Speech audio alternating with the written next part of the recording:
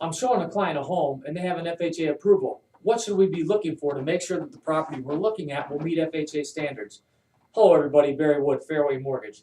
The biggest question I get on a regular basis is what type of things are being looked at on an FHA appraisal.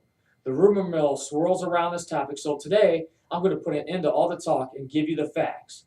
There are actually quite a few things that FHA looks at, and I'm going to go over the issues that are the most common for our area. Let's start with the outside of the home. The appraiser will be looking at things like the grading and the drainage of the yard. The property must provide proper drainage from the property, which includes gutters, downspouts, as well as appropriate grading or landscaping to divert the flow of water away from the foundation. Overhead power lines may not pass directly over the primary living unit, including over any pools on the property. The appraiser will also be making some visual inspections of the roof. He will make sure that the roofing covers the whole house, as well as look for evidence of shingles curling up and breaking off, holes being patched, and any signs of leakage observable from the ground. On the inside of the property, the appraiser will look for stained or darkened spots on the ceiling that could be an indication that the roof is leaking. In the attic, he will also look for leaks on the roofing, visually inspect around the chimney flashing, pipe flashing, and where the gutter is backing up water. He will also make sure the support structure for the roof itself is intact and that there's proper ventilation by the vent fan or window. If the roof life expectancy is less than 2 years, the appraiser will have to clearly state whether the roof is to be repaired or replaced. FHA will accept a minimum of 3 layers of roofing. If more than 2 layers on an existing roofing and a repair is necessary, then all the old roofing must be removed as part of the new roofing.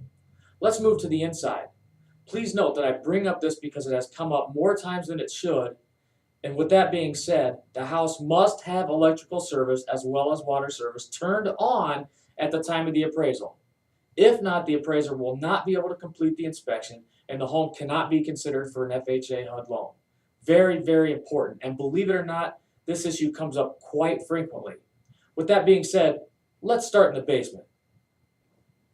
Things that will be looked for are evidence of water damage, significant cracks or bowing walls, as well as erosion in exposed areas that could affect structural soundness. If you have a crawl space, there will also need to be adequate access for any maintenance or repairs. The support beams need to be intact and there should be no excessive dampness or ponding of water.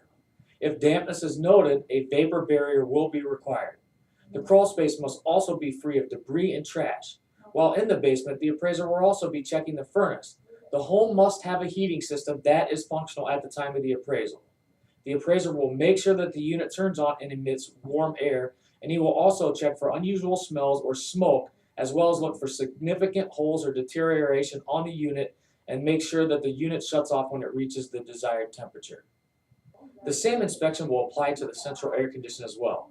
He'll be checking to make sure electrical switches turn on and off, making sure that outlets are functional and that there is no evidence of sparks or smoke from the outlets. He will also be checking for exposed wiring in the living areas, frayed wiring, and that there are no frayed or exposed wires in the electrical box. And finally, that there's adequate amperage to run standard appliances per municipal code. As far as the plumbing system goes, the appraiser will be checking to make sure that the toilets are functional, that there's no presence of leaks around the toilet or under the bathroom or kitchen sinks. The inspector may flush the toilet and turn on multiple faucets at a time to make sure there's adequate water pressure. In addition, he will check to make sure that there is hot water as well. Now for the most popular things we encounter. Wells and septic tanks both require an inspection to make sure they are properly working by a licensed professional. In addition, a water test will be required to make sure that it meets the minimum standards of drinking water. The appraiser will be looking for all the following, but is not limited to the following: multiple broken windows, broken or missing interior stairs, broken or missing exterior doors, blocked entrances or exits, and the existence of lead paint. And last but not least, everyone's favorite, defective paint surfaces on the interior and exterior of the home, as well as any rotting wood. We all love this one. Peeling paint anywhere on the house or garage must be scraped and painted. Keep in mind, as a realtor or potential buyer, if any of these issues exist and you know that the offer will be contingent on FHA financing, then you should address these issues in advance. Working with the seller to correct these problems or issues before the appraiser comes out can save everyone a lot of time and money. You can then avoid having to hire someone to come in and do the repairs, as well as paying the appraiser more money to come back out and re-inspect the property to make sure that everything was fixed and in FHA compliance.